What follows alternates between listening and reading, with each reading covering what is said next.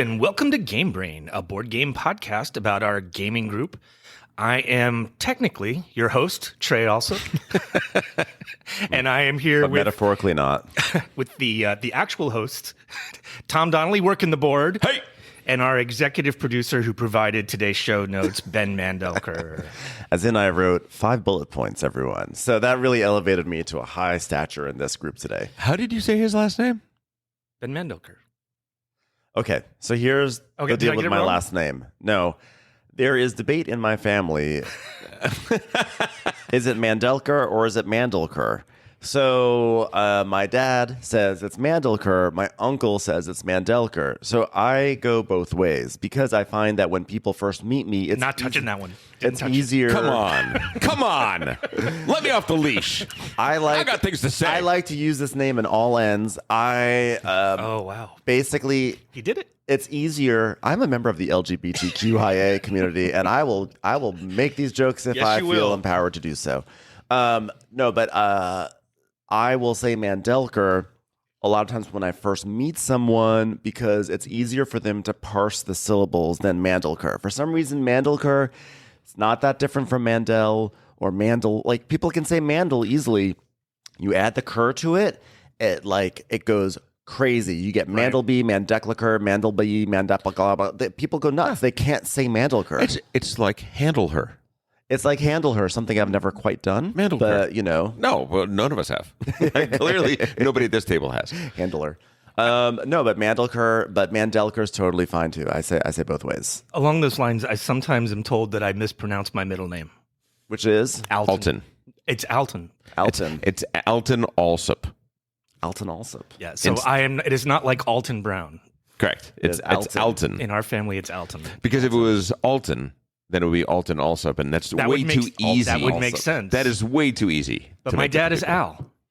He's not Al. You can call him Al. Now, what's funny for me is that my middle name is Edward, so my initials are BEM. But what happens is if I write my initials, people often think that I've just written a typo of my own name, which is its own set of, And I have Thomas Dean Donnelly, and the only one anyone ever messes up is Donnelly, and even that's pretty rare. Why would they? How do they mess up Donnelly? Spelling? Weirdly, there is a large number, like people that don't that don't hail from European backgrounds, things like that. Sometimes will go Donnelly. No. Oh yeah, no, quite often. Shockingly often, I will get the Donnelly. I'm sometimes confused about whether there are two N's. Yes, there are two N's and two L's. Right. Yeah. That happens to me a lot. You know what? Okay, this has nothing to do with gaming, and I applaud our audience for even listening. Thank you for sticking with us for this important content. But I will say, you know what word I struggle with, what name I struggle with is Philip, because sometimes there's 2 L's and sometimes there's 1 L, and when you have to look to see how many L's there are because it's bounded by I's, it can be really hard to determine how many L's are appropriate for that person's name. 1,000%. The novel I'm writing right now has a section of it that takes place in the Philippines. Oh no! Every time I write the Philippines, I'm like, did I use too many P's, too many L's, not enough L's, or not enough P's? Your computer just doesn't autocorrect it? You haven't taught it the correct way? He uses a typewriter. Yeah, what are you talking about? Computer. IBM. Today we're going to, in what is probably our final episode of 2023, we're sneaking in. And perhaps for some listeners, the final episode they'll ever listen to. Right, and rightly so. It's the most wonderful time of the year. We are just fitting in our review of Evacuation before we evacuate the year. Yes, you're evacuating the year. So smooth. Why don't you host more, man? It's like amazing. The bon mot, the quips, the wit.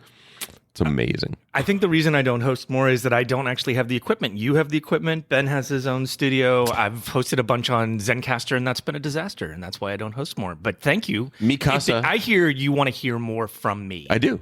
Mikasa es su casa. Well, here we are. Yes, we are. Indeed. We're really killing it, guys. Super excited to be talking Evacuation. It has been on our minds, on our tongues for quite some time now.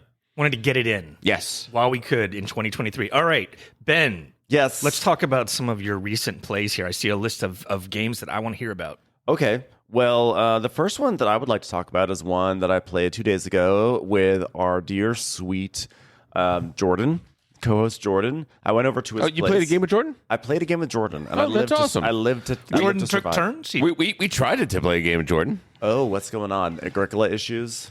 Oh, my God. We've been playing async Agricola, and Jordan has been playing the way I always threaten to play, but don't actually play. He has averaged one move every 36 hours. Oh, no. And by the way, that's an exaggeration. Yes. It is not an extreme exaggeration. It is not that far. That's rough. I'm currently playing an 18xx game. One person is currently on vacation in Sydney. One person's in London, and one person's in Amsterdam. Or not Amsterdam, but in Those sound like good Netherlands. reasons not to take a turn. So it makes sense why our game is going, it goes a little slowly. But you guys are all in the same time zone. I thought we were. Well, actually, you know what? Culver City is a different time zone than Hollywood. So clearly that is. actually makes sense. That's true. Yeah. That's true. Because it definitely takes hours to get here sometimes. But so Jordan's going very slowly in his game. No, let's talk about your game. Okay. We've beaten up on Jordan enough. So Jordan, first we played actually a game of Forbidden Stars. We played a 2-player game, which was very fun. Oh, that's one of Ben's dirty little secrets. His favorite. I love it, and it was actually hilarious. We were done in about like an hour and 10 minutes because in the second round, I set up.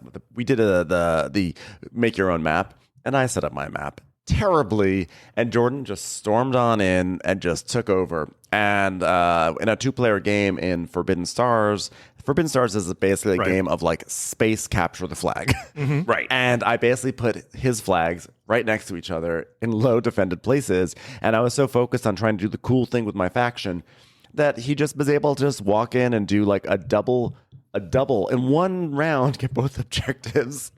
And so the game was over in like an hour and 15 minutes. But Nice. You know what though? Fun. Like that's fun. Like how hilarious is that? You know? It doesn't sound fun. It doesn't sound fun to you? No, it was fun. I mean, we still got to play it. We got to play with And then you all immediately the said, things. let's go again. No, we didn't. So Okay. we were like, that was fun. It was like it was almost like a silly little romp, you know? Like, oh, we just had like a little sips on a Forbidden Stars. How long is the setup on that game? I don't know. I never time my It's not setups. Voidfall-esque, though. Around No. what time did you play that game with him?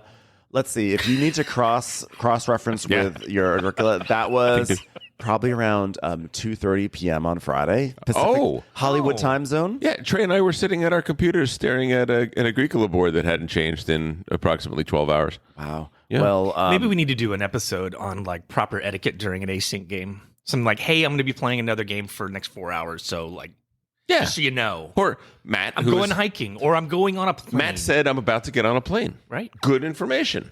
He's still stuck in a couple moves after that, even. Exactly. I think actually when Yeah, someone what a gets on a guy. plane, What a mensch. when someone gets on a plane, that's exactly when you start taking lots of turns because if they're lucky and their plane has Wi-Fi, then they are going to be. I know from experience, a lot of times I tell my 18xx friends, I say, hey, I'm about to be on a plane, so if you guys want to do some turns, I'm going to be sitting in front of my laptop. So are let's you do it. you paying for Wi-Fi? You paying $30 for the 4 hours of Wi-Fi? Well, I do the monthly plan because in parts of the year I tend to travel quite a bit, so it actually works out quite well for he's one me. of Yeah. Really, someone has I'm gonna- out-traveled I'm you, not- Tom. Just- I don't. You're I supposed don't- to be the travel guy in our group. I am the travel I don't guy, mean to but flex, but I felt like there was some shame coming my way, so No, I he just- decided he to just back. big I push dogged it me. back You with some did? flex. yeah, no, you big dog. well played. You You know, big dog. unlike- You know, when Your I game go of on my Forbidden Stars. tour across the country, a lot of times I'm flying airplanes. So do you use Bongo or one of those? For Boingo, whatever it is, Boingo, it's yeah. the American, Boingo. it's Viasat, whatever it is. But anyway, actually, it's one of my great thrills. I think I talked about earlier this year being on a plane with actually some of my friends. We were actually flying back from the East Coast together, and we all booked the same flight, and we were all sitting there playing 18 Ireland all in the same row Yes. on 18xx.games, and that was a real joy. But anyway, the point is, if someone's getting on a plane, that is when you want to play your games with them because they There's nothing are else to do. committed. Yeah. Yeah. It's either that or watch a movie about a dog that gets killed because that's always playing on airplanes. Okay. What planes are you on? Have you not noticed the high percentage of dog movies that dog play death movies. Well, because they have like a by the way, category? every dog movie is essentially a dog death movie. Like True. Right? Every dog movie is always engineered specifically to have the dog die at the end to make you cry. Is it? Well, right. Let me make the argument. A good friend of mine wrote Air Bud, and there have been, I believe, 12 of those movies made, and I don't believe in any one of those. By the way, if they ever did, like if Air Bud 13, Air Bud dies at the end, oh my God, that would be shocking. People would could happen. They would burn down a studio if that happened. Let me tell you something. There's a movie, I think it was based off of a book, called The Art of Racing in the Rain or something like that. Or Right, yeah, I've heard of that. And it's Milo Ventimiglia, whatever his name is, he has a dog. And let me tell you something. From the year 2019 to the year 2022, it was that movie was playing nonstop on like every airplane. Everyone would be watching it. And I'd be like, why are you watching this? You're going to make yourself cry on an airplane. And sure enough, there they are crying. I'm like, there he is slow dancing with his bride who has cancer, and there's the dog in the car, and there's the dog dying. It's just like the same thing over and over again. Why do people do this to themselves? 2 follow-up questions. Question number 1, do you tend to be brand loyal to an airline? Do you tend to fly one airline? I do tend to, yes, but I've seen it on multiple airlines. Multiple? This was a movie that was made. Well, because the thing is, like, they've got you can choose between many. Sure, that's the thing. You can choose between so many movies these days on airplanes, and people still gravitate to this dog movie. And I'm like, why do you do this to yourself? You know what's going to happen. You will be crying. So then, question number 2 is: do you think that part of the reason that this happens is because the airlines know that if you were crying about a dead dog, you're not flipping out and trying to open the exit at 30,000 feet? That is a very fair thing. I like to think the airlines are thinking on that level. I think they are just. I think they see a dog and they see this is family friendly. Let's put it on there. But the point is, that's why I play my games instead. Did see movies that worked for a company that was their job was to put movies on planes and he wrote Air Bud and things like that. Nope, different friend. Okay. But I do know that they did have a certain amount of, we don't want this movie on our cruise ship, or we don't want this movie on our plane.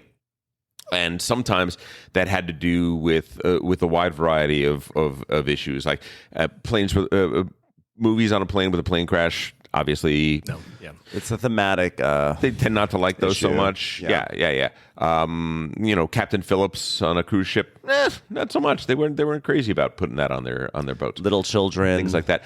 There are a wide variety of reasons that those movies are not going to be on those things, but I wonder if I think they do think about it somewhat. So maybe there's something. We'll have to explore that on a future podcast. This is a podcast about board games. Board game podcast. But there was a meaning behind that, which is that like it's better to play board. I think board games are a better entertainment alternative on an airplane than some of these movies. 100%. So anyway, the point is I was playing Forbidden Stars with Jordan, and it ended early. So then Jordan was excited about, he had just received a copy of Bloodstones, which is a new game Tell by us about Bloodstones. Martin Wallace, Trey's new best friend. Ooh, Marty, and yours too. I apologize, both of you guys. Your new best friend, Marty. So this game, Jordan had just received it, and he was champing at the bit to play it, but he was a little tentative to play it with me. Thank you for saying champing. Yes, because it is champing, not chomping. That's absolutely correct. But chomping is accepted. But not by me. But Jordan was a little hesitant to play it with me because he's like, but just Ben, this is a game that's like really, it's like a conflict game. And I just was like, wow. Because I've established some boundaries. We had a whole episode, Trey, where we talked about direct aggression and what we like, what we don't like. You like Forbidden Stars? Oh, I had to suffer through a day of Western Empires with you. I remember. Right? I remember. So I think he was trying to. So initially I was like, listen, Jordan, I would be open to play this, but I understand if you'd like to play with someone who's going to be more open to like a conflict game than I might be. Mm-hmm.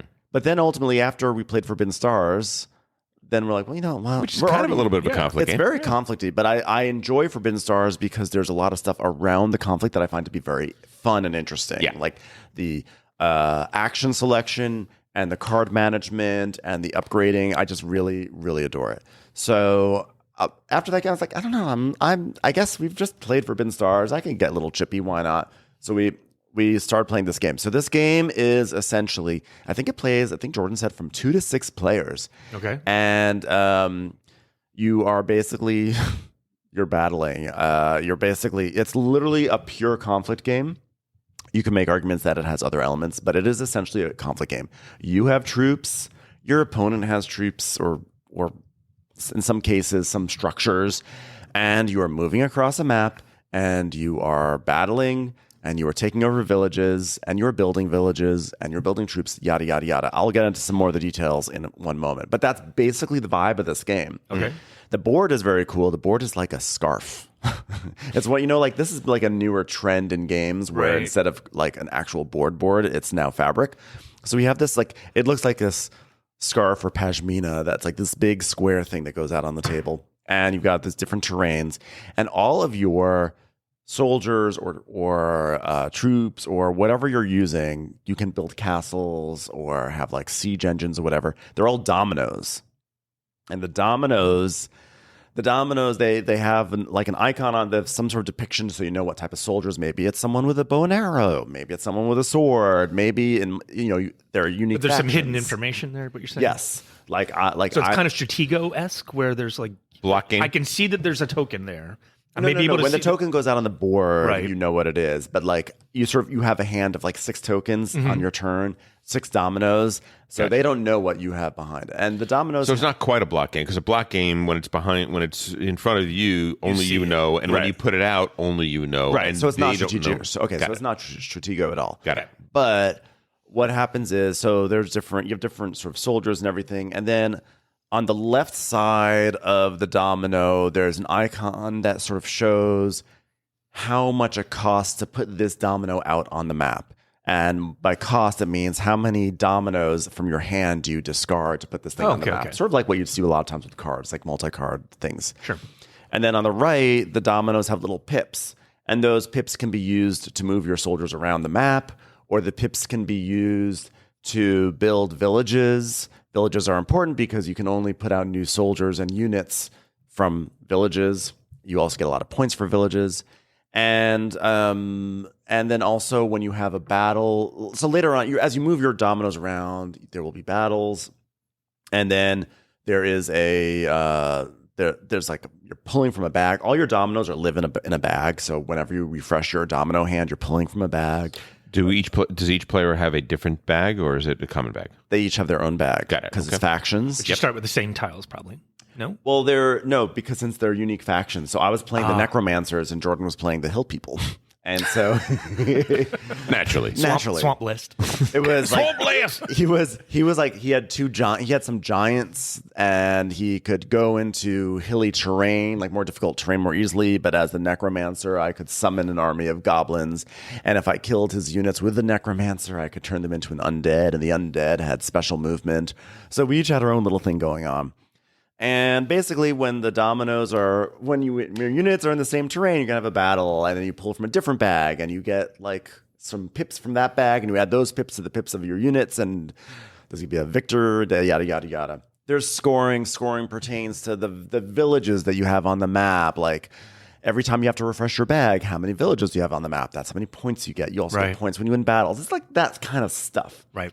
So anyway, when we first started playing, I was like, this is fine. There were some interesting decisions, like how, I want to put this unit out on the map, but if I do that, I have to sacrifice valuable pips, or I have to sacrifice, and these pips I might want to use for movement, but I also might want to use those pips to put out towns, stuff like that. So I was like, okay, interesting decision space, but it's also very abstract. And so I was like, I'm having a hard time kind of getting into this. And again, it's like not totally my genre. Sure. For some reason, I decided to attack Jordan's giant with like a single necromancer, and he just how'd that go? Killed my necromancer, which made me upset, made me very sad. Yeah, and then it was a beautiful just because it's a necromancer does not mean it's a bad person. So I was hoping for a David and Goliath moment, but it turns out David was not a necromancer. So yeah. I mean, statistically speaking, the David and Goliath moments tend to go one way. They tend to. It's memorable when they don't. The story is a story because it doesn't usually happen that way. So, there was a lot of like things move, and there was a little bit of that thing that I don't like. Things go on the board, things come off the board. But so at first I was like, it's okay. And then, Jordan does the thing where he's like, how do you like it so far when you're like 10 minutes in? I was like, it's fine. And then like, that thing Jordan does. Yeah. he loves to check in. It's very adorable. Well, I mean, because he wants to make sure you're having a good time. Offline, he loves to check in.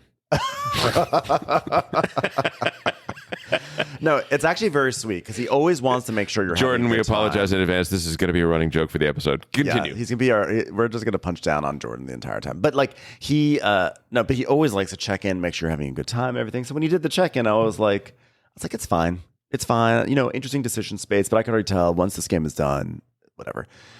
In the middle of the game, it started to become more interesting. And I think that what happened was, for me personally, I was able to transition out of how does this work and the management of tempo more into like, what's going on with the map? How can I exploit things going on? And by the end of the game, shockingly, I actually was able to eke out a small victory over Jordan, which I'm like, I can't believe I won a conflict game against Jordan. Like he is so good at conflict games. He really is. Like he sees, he knows, he gets it. It's who he is. But it's who he is. He's a murderer, as we've said many times. But it was, so I was surprised that I won, but I was also surprised that by the end of the game, I actually really enjoyed it quite a bit. Like I really, really enjoyed it. Would you want to play this at 6 people? I would want to play it out of fascination. My thing was, I was like, I can't even imagine playing it with any more than I can't imagine playing above 2 players, because so much of the experience was like, Jordan's going here, so I'm going to go there. I had that chess-like thing, and I can't imagine if I had to contend with a third party or a fourth party. But then again, it'd be a lot more chaos. It would be very chaotic, and but it could also be like hilariously fun. It could be like a TI situation. I mean, Martin or Wallace Eclipse. doesn't shy away from kind of like older school game elements. Like I think he's cool doing, hey, we're going to have an engine on the board. You're taking territory to build your engine. Well, you're going to have fights. Guards of Atlantis, and things like that are basically very... Those type of miniature games are very old school a lot of ways, a lot of times in the way that they're designed. Guards has a very good design to it. The card system is really fun. They took a lot of wonderful Euro ideas and modernized the gameplay with that. But at the end of the day, the essence of the game is something that wouldn't look out of place on a game board 50 years ago. A lot of that is still very similar, and Jordan likes those games. Yeah, well, and what I really liked about the game, because when it was over, I was like, that was more fun than I was expecting. And so I was like, this was really fun. And then Jordan and I started talking about the game that we just finished, talking about like the different things that happened and how he started off actually in a strong position and I was weak, and he had built up really strongly here. And I was like, yes, but I saw that there was like a spot there, so I snuck in there. And then you came in here, like Jordan came across the lake to attack like an undefended village. But then I went in with my necromancer, and he only had sent like one person there. So the necromancer turned that thing into an undead, and then the undead went and had like a reign of terror. And then we're talking about how like his giants came into my territory, but that became like a quagmire for him. And then and then we were talking about, you could have had a completely different setup, because you choose how you have your opening setups a la Catan in a certain way. Mm-hmm. And as we started talking about it, I started to like the game more, because I really enjoyed that it actually told a story, like the story of our 2 battles. Like he had done X over here, so that caused me to do Y over here, and then that had a domino effect because that was just all dynamic between players. And I liked how like started to think about like, oh, with different setups and different arrangements, you can get a whole different story, a whole different vibe, or you can use your and how many different factions are out there? I think there were a bunch. Yeah. There were a bunch. I don't remember how many, but there were several. So it's definitely one that I would play again. I don't know if it's one I would necessarily buy, because it's still not totally in my wheelhouse. Mm-hmm. But Jordan bought it. No? Jordan bought it, and it could be. I think that could be a really fun game that could live both in the space of both beer and pretzels, but also like real strategy. Oh, I feel like we have some future here of Jordan bringing this game, and when he brings it, we say we want to play Guards of Atlantis. And when he brings Guards of Atlantis, we say, have we played this enough? We should play something new. Bloodstone. We should have played Bloodstone. Bloodstone, yeah. Actually, one of the things that could be a fun emergent quality about higher player counts is that you could start to get alliances and some very interesting table talk that you don't get in a 2-player game. Yeah, the thing I would be curious about, like a play count of 6, I would wonder is like, does it have some opportunity for simultaneous play? Because like waiting for 6 players, that sounds horrible. Yeah. That was kind of something that was going on in our 6-player play test with Martin Wallace of Daimyo. Yes. It was like, that was a lot of downtime. Yeah. Whereas I like, some games have started to address, like, how do you play higher player counts? You have to have a certain degree of simultaneous play. You can't just be waiting for 5 people to take their turns before you go again. But the turns are relatively snappy. Yeah, that was what I was going to say. The other way to design around Mini that turns. is micro turns. Yeah, exactly. But they're longer than micro turns, but they're relatively snappy. But then again, I guess maybe it did slow down towards the end as you're really figuring out like how to use your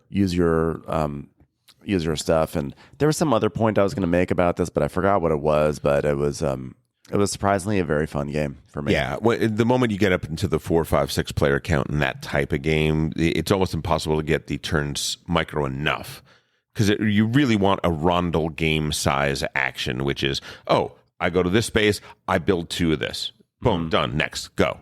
Right? That it needs to be that elemental and that simple as far as that. And so as the other 4 players are playing, you're looking at what are my options, what's the next one little thing that I'm going to do. So when it comes around to you take a quick look at what has changed, see if you need to change your strategy, but then you go. Right? Yeah. I did think the game was like a little long for what it was. Okay. So maybe that would get exacerbated at a higher player count. But I think, higher player count could also welcome in all sorts of interesting considerations. But you're open to playing higher player counts and coming back and... Totally. This is one... This was an example. Remember, I talked about Cosmic Frog and how it didn't click with me, but I was like, but we also played 3 players. Maybe at 6 players, it really comes to life.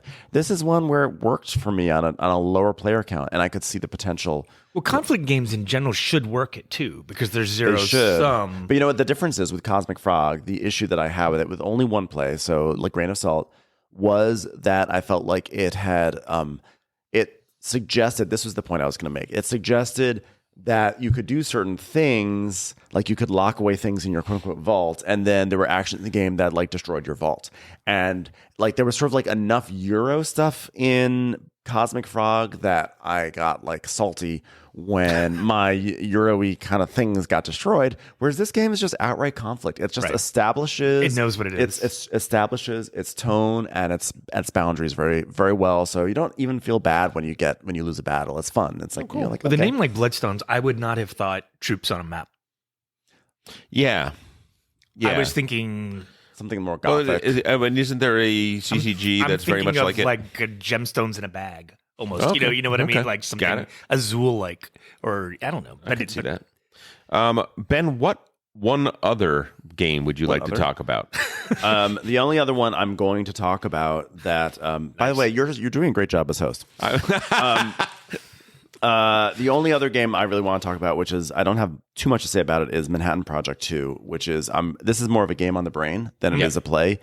It was for Cyber Monday. It was on sale for $22, and I just decided I was just gonna buy it. Pull that trigger. Because I played it once several years ago, and I really enjoyed it. It's this sequel to Manhattan Project, as opposed to Manhattan Project Energy Empire, which I don't think is actually a sequel. I think it's just in the same universe. Correct. It has very different mechanics. Right. And so the original Manhattan... it's phenomenal. You know, I really enjoy Energy Empire, but I didn't love it. I actually got rid of my copy, believe it or not. Yeah, I haven't played it in forever. It probably will be on my sell list eventually, but I do every time I've played I've really liked it. Yeah, I'd be willing to. Worker placement, Luke Laurie? Or is that what I'm thinking of? Is it? It's not Luke Laurie. No. But I will say the original Manhattan Project obviously was about like the building of the race to build the atomic bomb, and the big shtick with that one was that you have like all these little workers and you put them out, and on your turn you're either putting workers down or retrieving all of them back. Right. And in the original one, when you put a worker down, you do the action. Yeah, it is Luke Laurie. It's Tom Jolly Luke Laurie. Okay. Yeah. So in the original one, you put a worker down, you get the action, and then eventually you have to pull them all back. In Manhattan Project 2, you actually put workers down, but you don't get the benefit until you pull back. Mm-hmm. It's sort of Zulkin-y in that way. Right. but it has all sorts of strange elements. Or apiary like. Oh yeah, Space bees. Whoa, Space bees. It has all sorts of like interesting, strange elements. I remember it being much heavier than the original Manhattan Project, and there's weird things like you are trying to get presence on other people's player boards. Like you're actually sending people to other people's player boards and trying to take over control of their player boards.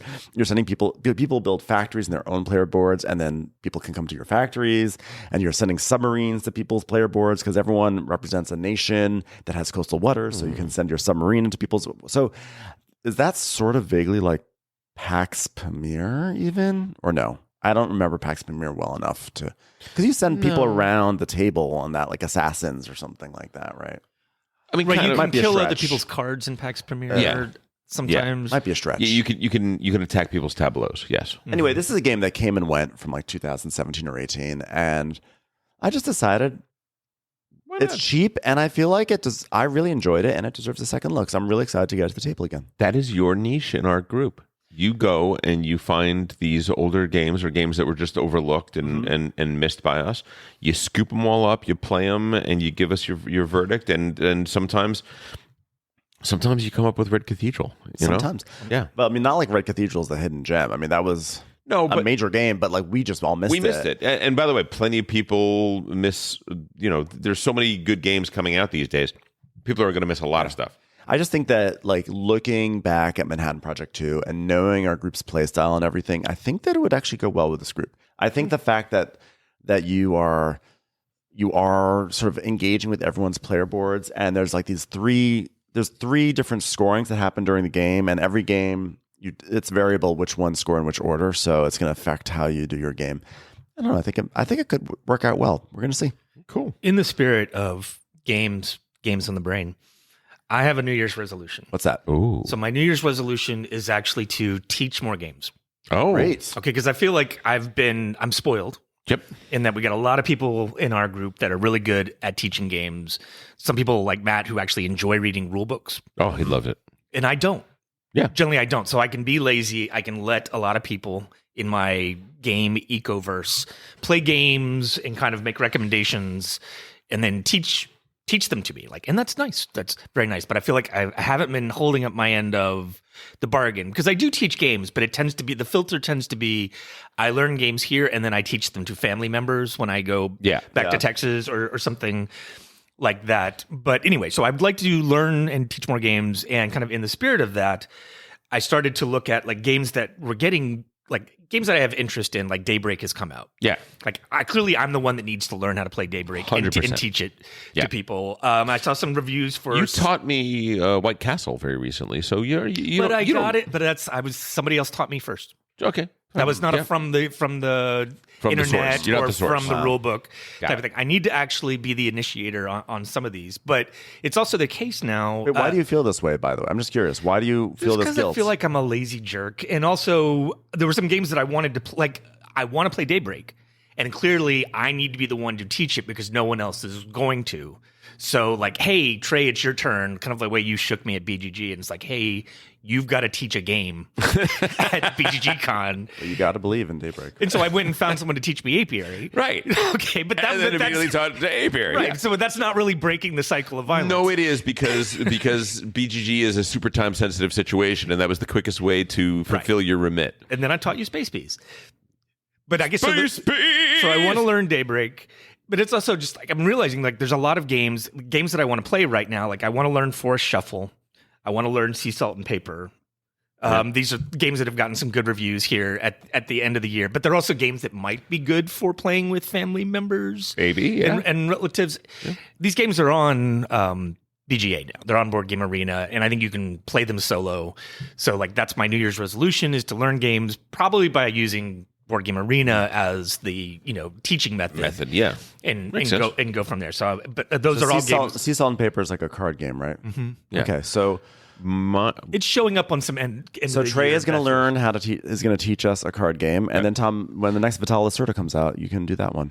Oh, thanks. That's wonderful. Yeah, yeah. So standard, usual. I have a resolution as well. I want to create a game challenge for myself for the new year that I actually fulfill instead of fail miserably. On that one. So I'm introducing Tom Donnelly's 2024 2x2 challenge. I love that. I'm going to pick 2 games and I will play them twice over the course of the year. Actually, you know what I would love to do after we're talking about our plays, but before Evacuation, I would love to. It's the end of the year. I would love to go through some of the stats. I've been tracking every single play since January 1st. I would love to read some of the stats from my app because I haven't looked at them. So we'll see what game I played the most, how my 10x10 challenge was. I don't know. Is that you feel like you've done an accurate record of what yes, you've played? Absolutely. Okay, all right. Yeah. Yeah, no, he was. I think it'll be quick. I think it'll just be a fun. He was crazy about it. He was always like, okay, so and who won that game? And what was the scores? Okay, and you wrote them all down. I'm curious what those stats would be. Anyway, Candace tracks her plays, I think. Jordan does too, I think. Yeah. Okay. Candace definitely does. Yeah. So I tried for a short period of time to do that, and then I found out that for me, tracking these things is a thief of joy. So I did not. I only track the game, who played, and who won. I don't put down scores. I think scores would then take it to a competitive place that's not right. That's not my vibe. Yeah, I think the only thing I'm tracking right now is how long one person is taking in a game of Agricola when we play async. That's tracking minutes. Time taken during your game. That's the stat that matters to me. Well, people have stolen things from me, but I can always go out and I can buy those things again. I can always, make more money. That's something I could do. More time? The only thing that you can steal from me that I can never get back is time. Yeah. It's hard. Now, this is something you want to do next time, or Love you, before Jordan. we do Evacuation? I just figured I'd do it now at the end of the year, but if we are going long, I can table it for the next episode. I'm ready to talk about evacuations. So if you wanted to do this, I thought you had another. No, that was it. That's all I've got. I mean, Tom, do you have any recent plays that you were excited about or you wanted to talk about? Or the only thing I want to bring up is it's actually not a recent play, but it is, a couple of episodes back, we announced that we have a contest to win a new copy of Soul. So I wanted to reiterate that was out there. And when you were talking about different games that are a little off the beaten path, games that people knew about, but a lot of people hadn't played and kind of missed. Soul is absolutely Soul Death of a Star. SOL is 100% that kind of game. It's the game that just kind of missed a lot of people, but people should know about it and should play it. And this deluxe copy that you can win. Listen to that episode. Come in and throw your hat into the ring, man. The right thing to do is to email us. Yes. Contact at gamebrainpod.com. And put contest in the subject line, is that? I think that's what it is. Yeah, contest. That way we. And you're supposed to tell us some great experience. What was the actual thing we wanted to hear from you? What? Nothing? Just apply? Or I thought there was actually tell us about a great... I'm not the host of this episode, Trey. Email make us. Make an appeal. Put some words in it. I believe, if I remember correctly, I believe it is describe just tell us a short story about a great game experience you had. Yeah. There it is. Thank you, host Tom. Yeah. That's good to know. It's a team effort here. It is. All right, well, in that case, let me do my stats real quickly. I'm pulling up the app. The stats are being pulled up. Okay, we're gonna see. It's basically year end. Of course, I'm gonna play some more games between now and the end of the year. So while that's going on, I will say that I think that Soul, because it plays very differently than most of our Euro games, because in some ways it's a very simple game, right? It's complex in the play, but not so complex in the teach. I think that I may try and bring that as a little family game that we play over the holidays.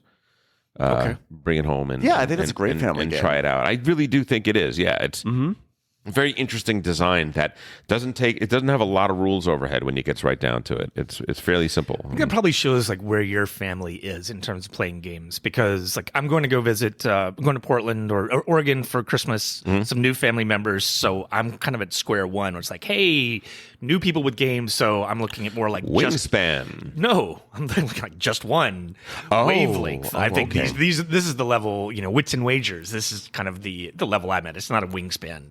Okay, but Wingspan is a game that is that beautiful and that great to look at. People will take the time to sit down and learn it a little bit. Yeah. I actually agree with that. Actually, a game I'm about to mention that I think would be a good one for the family. So stats.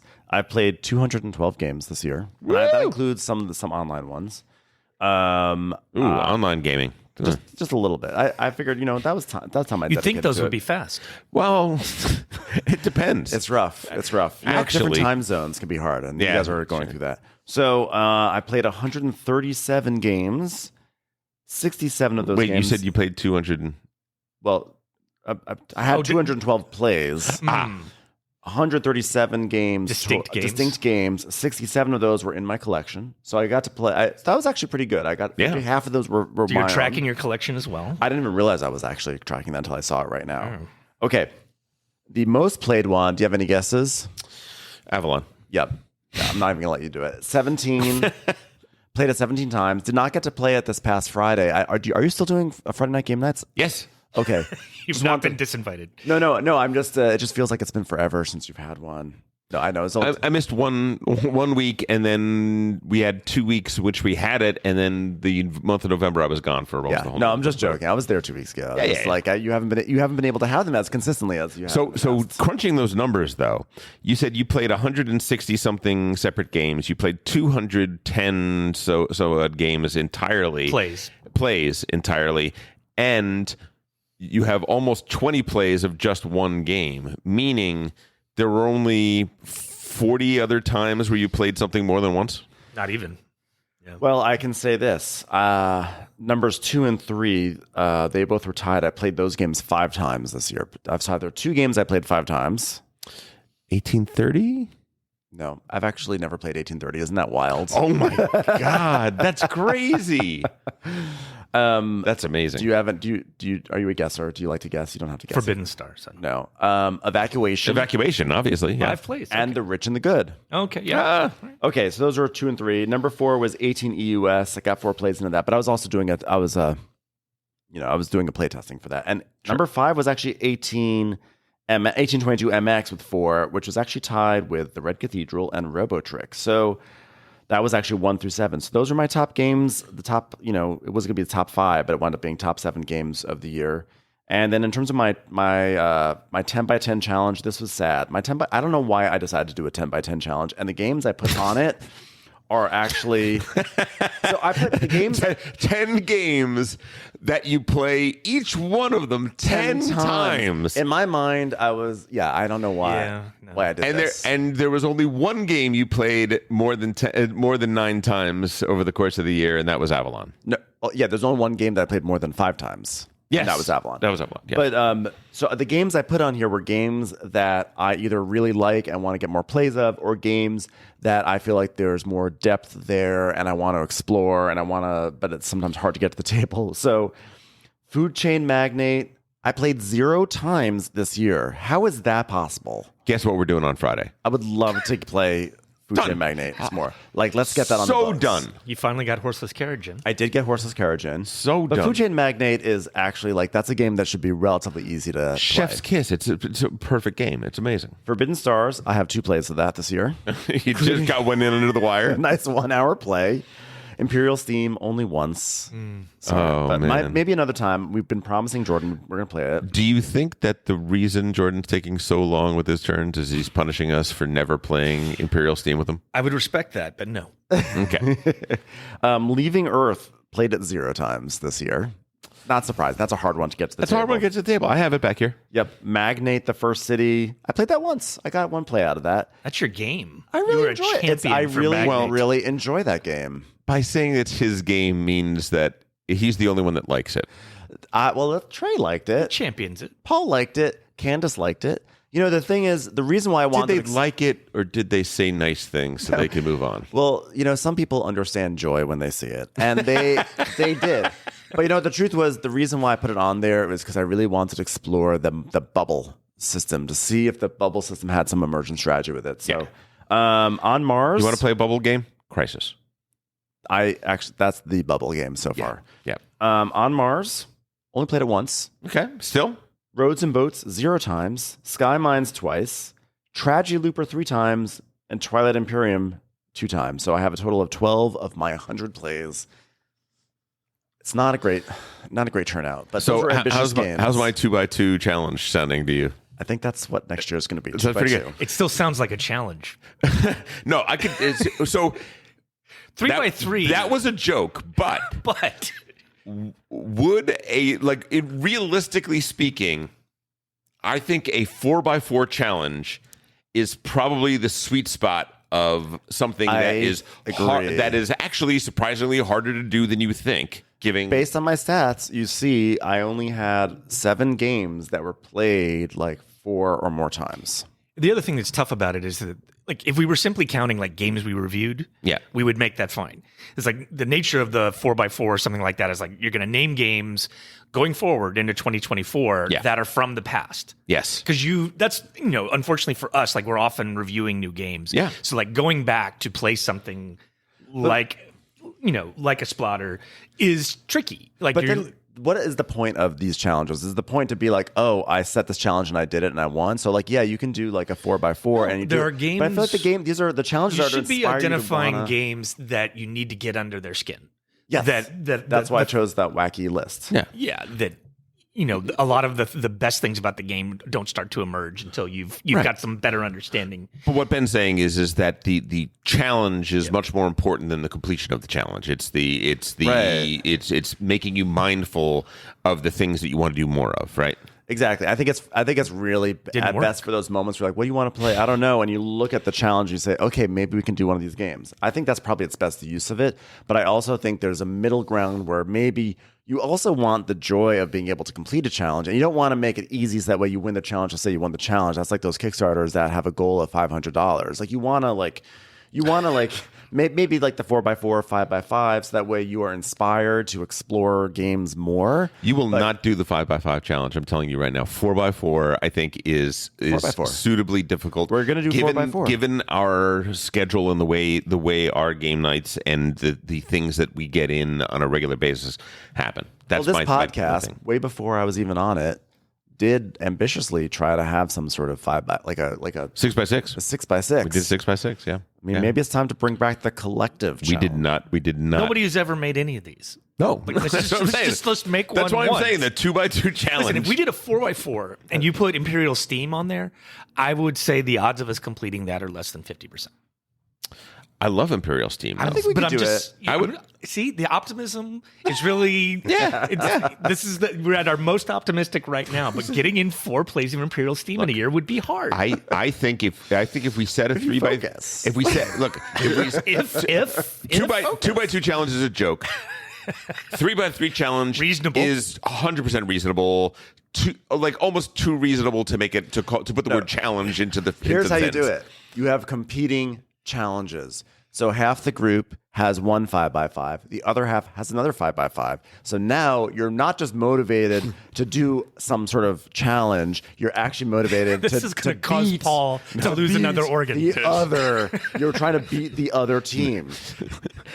This is how people get hurt. You are creating situations where people will be having fist fights about what game we're playing because everyone gets a game. Everyone gets a game on the list. No, because they're not. No, what I'm saying is at this particular game night there are 8 people. There are 4 people that are in one 5x5 challenge, or 3 people that are in one 5x5 challenge, and only 2 that are in the other 5x5 challenge. And we need more people to play this game in our 5x5 challenge. There's no way. There's going to be hard. It's going to be bedlam. Divvying up into 2 groups for 2 games is already difficult enough. Without adding this complication.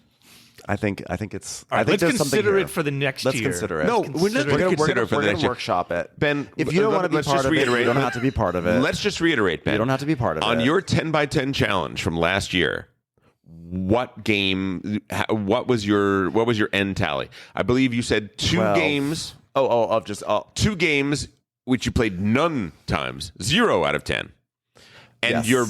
your best result was 1 game that you played 3 times. Yes, Tragedy Looper. Yes. 1 game that you played 3 times. 4x4 is a challenge. But the thing is this though, if I bring it down to like a 5x5 or a 4x4, those other game plays, those plays I dedicated to other games now can become more consolidated and focus on the main games. But still Ben, do you hear based on what you were saying? A 5x5 challenge is 25 games.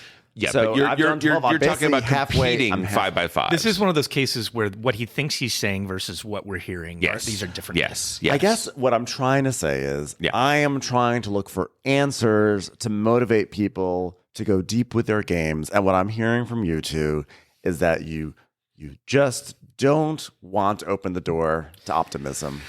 That's what I'm hearing. That's what I'm hearing. We are trying to inject realism into... I might sign up for a 4x4. But I would need 4x4 situation. I would do a 4x4 as long as there was some control of the list. And not competing 4x4s where here's a weird twist. Okay, because otherwise, if you have competing 4x4s, then the 4x4 each person on each team is going to the teams are only going to play with themselves to try to win the challenge, right? That's gross. So what if everyone submits their one game for like a 4x4, and then like an outside party chooses the teams, but we don't know what team we're on. Yeah, we'll know immediately because that's the only game you want to play. The problem is, like, you need a list of the 4 games, and then you decide whether you can do it or not. Because if there's a single game that I don't want to play on a 4x4, then it's not gonna happen. I'm not going to opt in the first place, right? Yeah. I don't know. Evacuation. Okay, evacuation. Let's move on to things that are actually more useful.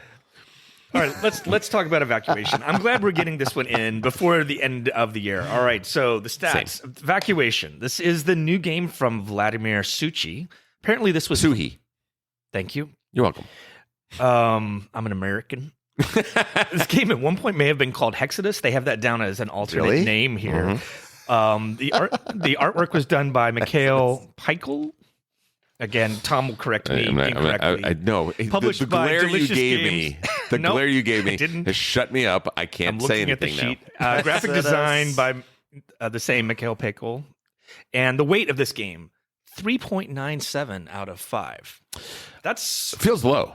Well, but then but it's about the highest game I think I've ever played. No. 3. What's in the 4s? What's Arkwright? Have you played Arkwright? I have technically played Arkwright. Yes. Arkwright is like astronomically high. Okay. But wait, so is that I'm asking genuinely because I don't really pay attention too much to the BGG scale, even though I did know that Arkwright was heavy. But like, pretty much every game is in the 3 range that we plays, and it's just a question. Yeah, but you said this is 3 as well, right? 397. 397. Voidfall is 458. Okay. So there's plenty that are way higher. But the ratio of heaviness to joy, I think it's heavy. That's a different number. I think it's heavier than that, is what I'm saying. Okay. It's one of those things where it's like, well, does the heaviness come from rules? Does the heaviness come from strategic choices? That's something we can discuss. All right. So I'll do the... It's just so you know, Arc Nova is a 374. That's Arc Nova. Yeah. So I think 3.8 is what you said for this? I think this is almost like Earthquakes, where when you jump from 3.7 to 3.8, like that's a substantial Guys, just jump. want to say we're putting out some great content today. We are crushing it.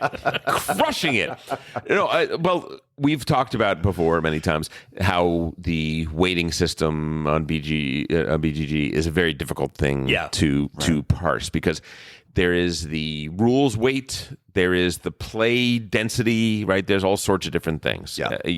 I don't think this is a particularly difficult game to teach or learn or understand. Rules overhead, I don't think is that high. Correct. I think that the decision space is extremely high. Is extremely high, and that's also like I tend to like that. If the reverse is true, where it's high rules overhead, but the decisions actually aren't that interesting, that's probably not a game that's gonna last for me. But Trey, what is Evacuation about? Yeah.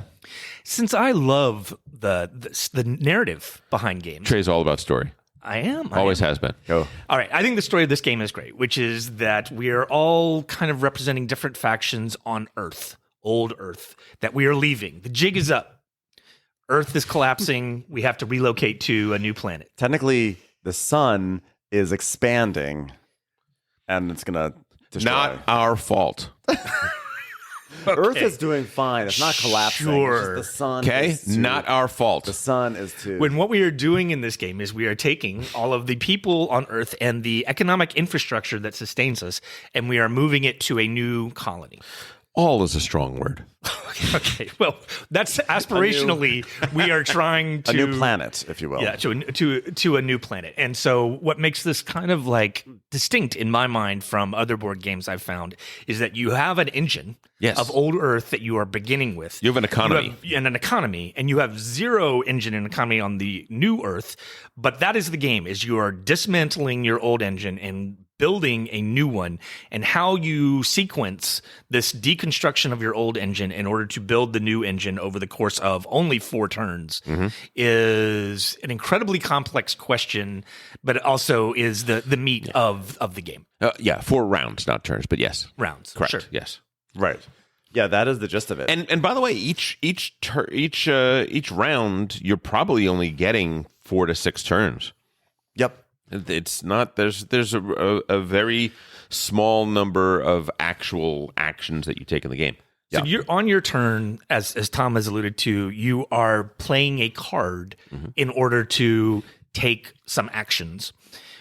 This starts to have more meaning when you actually can see the game, because you're either like choosing a slot where you're going to take an action by placing the card, or on your player board, or in the more advanced game, the cards can actually have actions on them which you're choosing to play. But the idea is you're going to do one thing, then it's going to be someone else's turn. And part of the economy is energy. In order to take more than 3 or so actions per game, you have to start increasingly spending more and more energy to take additional turns. So it's almost like a soft cap that keeps you from playing infinite turns. You could theoretically you could play 10 turns, but what happens is you can never afford it. You have to, like, the first few turns are free to being cheap, but later on the energy cost for those turns destroys you. Pure energy. That's really what you want. So the actual like resources in the game are fairly straightforward. There's food, there's energy, and there's steel. Material. Yeah. Steel abstracted into steel, quote unquote steel. Do they really call it steel in the game? Because it's basically just I think it's steel. But yeah. But it just represents like what you're going to do to build, yada yada. It keeps things very simple, but again, kind of like the trick is that these resources are either on the old world or they're on the new world, and a lot of the things you want to do in the game require resources from the new world. So you're either transporting them or you're building infrastructure on the new world in order to do this. And so it's a very difficult question of sequencing of what actions do I need to do in what order. This is just to manage your own game of relocating your own population and infrastructure. And that's before you start to get into the complication of racing with other players in order to kind of like settle certain more desirable parts of the new planet or achieve certain milestones. There has been a little bit of criticism that this is a multiplayer solitaire game. I think that there is a certain amount of heads down of managing your own economy, but we're finding, especially when you've kind of folded in all of the optional elements of the game, that there's actually quite a bit of player interaction once you're kind of like at full speed playing this game and settling, the new planet. We found that there's a lot of races there, but this game is hard. Yeah, listen, humbling. I hate multiplayer solitaire games. I'm on the record. Everybody knows that I love this game, so it should tell you that the way I play this game, the harder the game is, especially in terms of just trying to figure out how to survive in this very, very difficult game, it is going to mean that your first play is going to be very heads down and is going to feel a little multiplayer solitaire. The test of the game is once you get the basics of how to play the game and your head comes up off of your player board, what level of nuance and interaction happens then? And we found it to be quite rich. There's a lot to think about because I am competing for buying spaceships to transport things. I'm competing to buy stadiums, which are going to be things that are going to make my population happy. Yeah. I certainly keep my people happy. I don't know what you guys do. Tom keep my people loves happy. to have stadiums. I do. I'm a big, That's because huge stadium head. Turn order matters a lot. Yes, it does. Which, if this were a multiplayer solitaire game, it would not. Correct. You're grabbing industry cards that are going to be boosting and jacking up your new world industry and income and infrastructure cards. Yeah. Infrastructure cards. Thank you. You're going to be moving your satellites from the old world to the new world, and in turn order, you are going to be grabbing up ideal spaces for those satellites to be that are going to unlock extra. Let's expand that out. Sure, when you're please. talking about satellites, one of the things that I think is actually really beautiful and distinct about this game is that you have the old world and the new world, and you have this S-like track that is going to track the progress of your satellites, which is kind of just representing like how far has your infrastructure advanced towards shifting your population and your energies towards the new world. And like how far you advance on this has major implications as far as my old economy is shutting down. I'm shifting to the new economy. There's rewards there where you can build in the new world. So first of all, everything in this game is fascinatingly intertwined. So as we describe these things, like it's going to be a little hard to set up the context without just getting in the weeds of it. But in the new world, as you settle into different locations, in the beginning, you only have access to the tundra. Yeah. And easy to settle, but low reward. Low reward. And as the game progresses, as you go down this track that Trey is talking about, the progress track, new biomes open up to you. So then you can start building in the desert, and then the forest, and then the ocean. And as you build into which are richer. Right, they're richer. So when you build in them, you get significant and super important rewards. So it's the progress track is valuable for getting, really advancing your civilization. And why that's important is because it can translate to points at the end of the game or another mode. We'll talk about modes later, but also just to be able to do the things that you need to do, and. So you would think, okay, so mostly it's a race to move those satellites as far and as fast as you can. Nope. Kinda, except that at the halfway point, there is this little line across the thing, and right there, when one satellite crosses that line, half of your energy production, like when both you're able to access energy from the new world at that correct. point. When both satellites have crossed that dividing line, you can only gain energy from the new world now. The old world is no longer, and it's only from the new world. So that is the point at which we have flipped the switch, and we are now new world economy hardcore for the rest of the game. So let me explain what that actually means for people listening who may be like, but I don't totally understand. Sure. Here's an example of why this is tricky. You want to race up this progress track. And we'll explain how you race up it in a moment. But you want to race up this progress track because you want to access those advanced biomes, because the sooner you can put your stuff down in those biomes, the sooner you can start your new world and everything will be wonderful. But if you shoot over there too quickly, then in the second, because you're like, oh man, if I can build in the forest in the second round or even the desert, wow, like this will just be so amazing for everything I want to do. But then all of a sudden, once you cross the halfway part of that progress track, and you can no longer access the energy you're producing in the old world and only the energy you're producing in the new world, you realize, oh no, I'm only producing like 2 pieces of energy in the new world. So I spent all this time racing to get to this far, but now because I only have 2 energy, I can only take a certain number of turns. Yeah. And there's like this enormous push-pull that happens because of this. And that is absolutely fascinating. Yeah. At the beginning of the game, everybody starts with 7 energy production, 7 food production, and 7 materials or steel production in the old world. And there is, on the new world side, there is a slider which has your discs on it, and they all start at 0.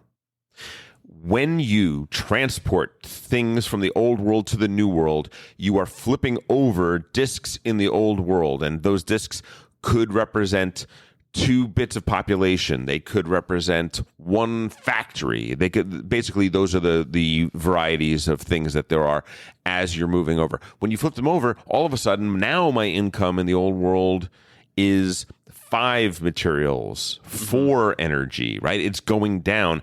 And those are things that you're transporting to the new world. You're putting colonists in the new world. You're putting factories in the new world. You are still going to have to spend steel to ship them down to the planet. You're still going to have to be spending and doing things to set up that income in the new world. And sometimes, especially in the tundra, when I'm putting a population disc down, it is going to give me 1 steel production, 1 food production. It starts off slow. It starts off low.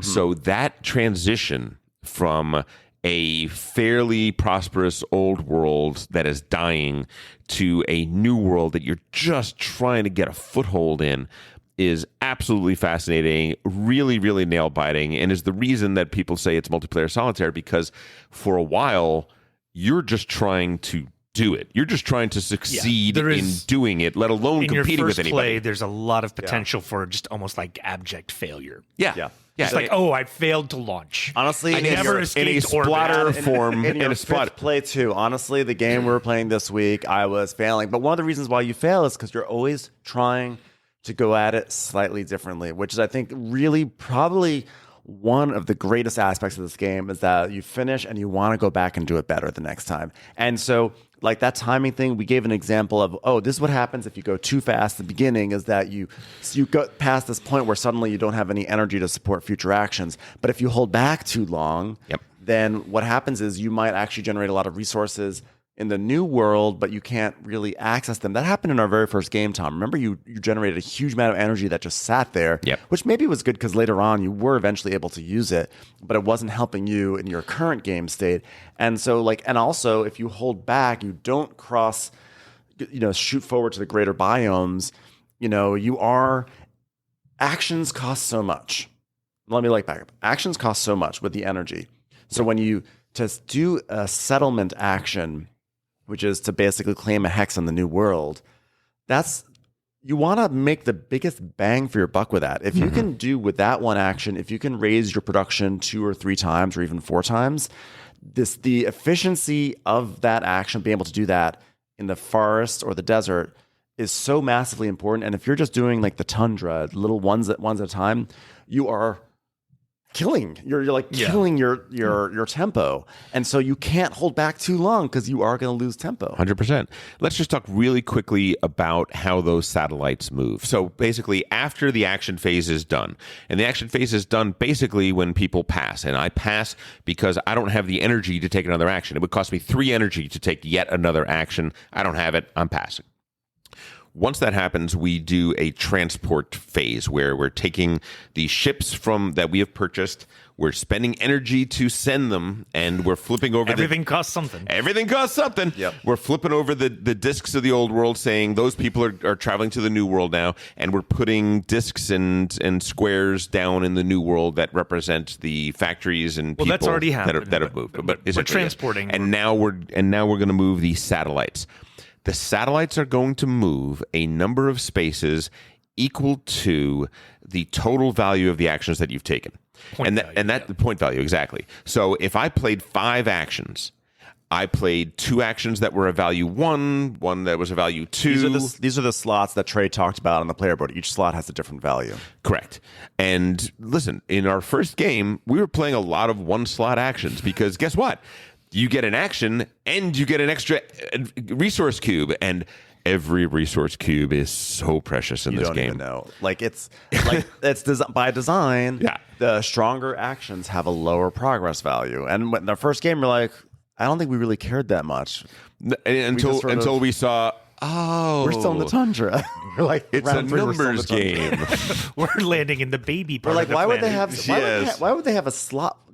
Because you can do a technology action and get a resource for it for 1 progress point, or you can do it and get no resource for 4. And we're like, well, why would you ever choose not to get the 1 resource? Like, of course you're going to get the better version. Because that guy who did it is now building in the desert, and nobody is competing for all of the great spaces that he is unlocking and building on, which is a great tension of the game. In the advanced version of the game, the cards themselves have actions on them. So you kind of take bespoke actions that are only available on the card.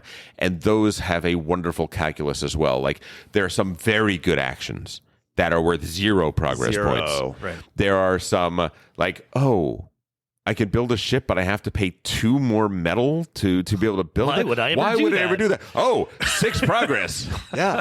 Right. Oh, wow. I can get to the Holy ocean cow. all of a This is sudden. so the calculus of these actions. We're just even still beginning to explore that. Yeah. We're just beginning to And figure again, just as a reminder, where we're at so far in describing this is that when you take your action, you're considering what you need to do for just moving your economy. You're considering what you need to do also in terms of like how far you want to get on this progress track. And you're also considering a bonus that happens at the end of the year. There is, after everything is settled down at the end of the year, if you have like a certain number of progress points that you use on this track, let's suppose you didn't use more than 6, right? You will get a very juicy bonus, and it's not insignificant. It could be like a free spaceship, which saves you a turn and it saves you resources. That is huge. Or it could be like a settlement or whatever, and then there's a lower tier one, which is like maybe you use like 8 or 9 points of progress, and that's not as juicy as the original one, but it's still really important.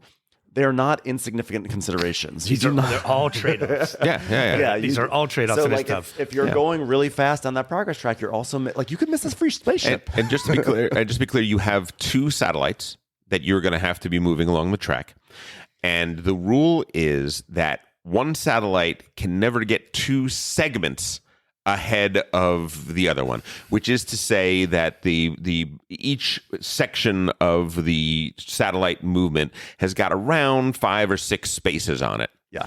And once you move that 7th space, you cross a barrier. And when you cross that barrier, it's a barrier that often unlocks things like, okay, now you can build in the desert. Now you can build in the forest. Now you can do this. Or now you can use energy from both the new world and the old world, or so on and so forth. When you move the second one across that barrier, all of a sudden something else triggers as well. Well, the other thing is that the barriers are actually called transitions in the game. And when you in the beginning, the first transition you hit, you have to shut down some of your old world productions. So all of a sudden, your economy is forced to shrink. Almost immediately. Yes. Then your second one goes with over no immediate and benefit. It shrinks again. But then later on, as your first satellite goes past a certain transition, I can build in the deserts. But now as my second one goes by, I can the part that shut down now wakes up again in the new world. So you're motivated to get that second piece across because I'm telling you want every little bit of production. But then by sending that across, then you are shutting down your energy in the old world. It's it's so smart.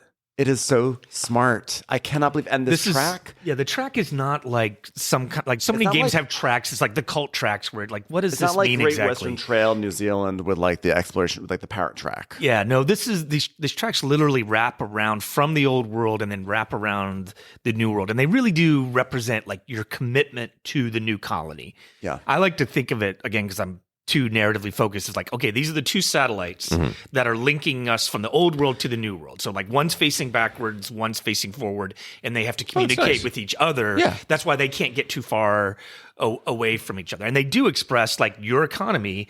We can get to a point in the game where one player's economy is now already relying much more heavily on the new world. Yeah. It's just low there versus someone else who's still trying to kind of pull as much resources as they can from the old world as they kind of make and then push hard later on. These are all kind of viable or part of the things that you're managing that poses a really difficult question. But this track is very dynamic. Yeah. Like you said, it's not just like some track as you go up it you get rewards. It's a sexy track. It's a sexy track. It literally looks sexy. But also there are rewards on it, and I feel I remember initially I thought this is sort of seems like an anemic track. There's a little bit of rewards, but a lot of empty spaces. But the rewards are perks. You're really not focused on the rewards that much. However, you sort of are. Because one other element on this track is, you get fun stuff. If you're lucky, you might get a free tech upgrade. But there are these little icons on this progress track that basically a sun and not really a moon, but we'll just say it looks like a moon for ease of description. Swirl of something. Yeah, there's a yellow and a white thing. Yeah. And if your satellites are resting on those spaces, you can now settle better spots down on the new world. So. And we're competing over these spaces. So there's not only does this progress track affect the biomes you can go in, and not only does it affect where you can pull your energy from, and not only does it affect what your production is, and not only does it affect what feels like a million other things, your ability to get bonuses, it also affects where you can actually develop on the map. And the map is really where we see a lot of interaction. And so what's significant about this is that when I first was reading stuff about the game, people were saying, "Oh, it's mainly multiplayer solitaire because there's some jostling on the map, but not a big deal." And yeah, it's not intense map play, but once you start, like, even though there's a big map, there are a lot of limiting factors on the spots that you want to go to. It's not like, oh, I'll just take a spot. It's like, oh, I have this icon, and if your satellites aren't in the right place, your options are really limited. But also, you're looking around the table to say, who else has these icons? Because now I'm in a race to get to that spot. Yeah. Let's talk about one thing. This game does the thing that I generally don't like, which is that it has a bunch of modules. It has 2 different game modes. Yep. And I think often in our experience, we kind of say, just tell us how you want us to play the damn game. Yeah. All of these kind of optional things tend to be annoying. Here, it hasn't bothered me so much now that I understand the game better. Yeah. First off, they make a recommendation that for your first game, you play in what's called race mode? Race mode. Race mode versus that points actually mode. Does bother me, the race mode. Agreed. I think that's of the many things that you can mix into the game, the one that bothers me the most is the fact that they recommend starting in race mode because you're cutting off a main part of the game when you do that. Essentially, what you're doing is you're turning turn 4 into a partial turn that is then going to suddenly trigger the end of the game, whereas the real meat of the game is about having a full fourth turn to do as many of these fourth round in which to do as many of these things as you can. The game can kind of end prematurely in race mode, but it really is it's supposed to be a teaching mode. So we're giving you permission to kind of skip this part, I think. Yeah. The main thing that race mode does, which I think is the game is grabbing you by the scruff of your hair and forcing your face into the thing that really matters, people, is your production on the new world, and it needs to be balanced. It's not even that you need production. It's that the score in this game, or what's really important, is that you need to develop all 3 of these things because we're going to look at the worst one that you've done, and that's actually what's going to determine your score. That's what will end things in the race mode, but it'll also be kind of like the bulk of your score. I mean, I think that the race mode, the benefit of race mode is that it does force you to look at production. I don't know if it's really, I still don't think it's effective. And the reason why is this. The way the race mode works is the first person to get production of those 3 main resources, steel, energy, and food, at level 8 in the new world, triggers the end game, and then we all look at who has the lowest production. And there's some scoring, but but what happens is that, like you said, Tom, we spend so much of this game, the narrative focus and the play focus and everything is about dismantling an engine and starting a new engine. And here we are in the 4th round, and you've gone through the hardest part of the game, and now you're like, okay, my engine seems to be alive right now, and the new world, I've gotten into a pretty good place. Now I just have to get this stuff in order if I can, or if I'm behind, what can I do to get myself caught up with everyone? And then the game just ends before you can do that. So you're not getting the payoff of if the whole hook of this game is that you have a U-shaped engine, starts off big, gets small, gets big again, and you cut it off before you can really get to that big place or feel the rewards. You may never play again. You may never play again. So that is total. So yes, it may focus you on the production, but what's the point if people come out with a mediocre experience from race mode? I got to believe that that's something that came out of playtesting because this game is very challenging. They may have found that the first play was just too hard for a lot of players, and so they needed to simplify it and kind of focus play. There's a hump to get over here, and this was their answer. I think we're saying don't do that. At the same time, I'm not sure we would say, hey, play with all of the optional modules on your first play either. I would. Or would you? I would. I don't think that the 2 optional modules. Are there any modules we haven't played with yet? No. One technically, which is strict rewards for the bonuses. So the bonus we talked about, it's not even worth talking about here. But I think that the 2 bonus modules are you can put up some public goals, which I think is easy rules overhead. A lot of people who play these sort of games. Card actions. It's funny because I don't think of there's 3 actually because there's and there's line majorities. And line majorities. Line majorities are very simple to add, and it basically says you look at this planet full of hexes, and whoever has the most hexes settled in this line versus that line, they'll get some extra points. I think that's good. It just makes that map just adds more decisions. Makes the game much more interactive. It does. It's a simple thing, but I think once you've played a couple of times, you throw down these line majorities. I would just put them in right from the get-go. I don't think it's not hard. This is yes, your first play is going to be tough. Yeah. but better to throw you into the deep end. In this game. The thing, You're already playing the game. You can handle the line majorities. I think that, to speak for the three of us, I believe that what we would say is that at the end of the day, our druthers would be that you play only points mode. Yep. That you immediately add the line majority unit. I might not do card actions first time. Might not. No. I'm not, that's what I'm about to say. I was about to say. The second thing you add into every play is the group goal. Is the you have three group goals, and you have individual rewards. The three group goal Which things. Draft. We haven't even talked about that. And that is the main way you play, and you learn the game that way. And then later on, you can add in the action card, the advanced action card rule, which is the action cards and maybe individual rewards. Yeah, right. I thought, can we talk about? Let's talk about those advanced cards. Sure. So the last game we played mainly the basic without the advanced actions. And My the first basic, two plays were without the cards. Yeah, it's like, so you heard I played it 5 times. 4 of those times were just basic. And by the way, on the basic mode, the game this is not like kid gloves. The game is hard. It works. I really enjoyed the advanced cards. I think it could go either way. What I liked about the advanced cards was it created a new tension for me that I was not expecting, which is that the cards are really good, and you see the cards in your hand. Think of it like Underwater Cities. You have your cards, you would play your card, you draw a new one, and you have these cards, and you think, oh, I could synergize all these things because this card lets me settle and then do a prefab factory. And this card says, if you have a prefab factory, get this. And this card says, if you have this thing, then build a spaceship. You line up your 3 cards, like, I'm going to do all these things. This will be great. But what we haven't talked about is that this game has very rigorous feed your people kind of demands. Like at the beginning of the year, you need to feed people on the old planet. In the new planet, you need to have stadiums at this time. Keep them happy. Yeah. There are things that you need to do.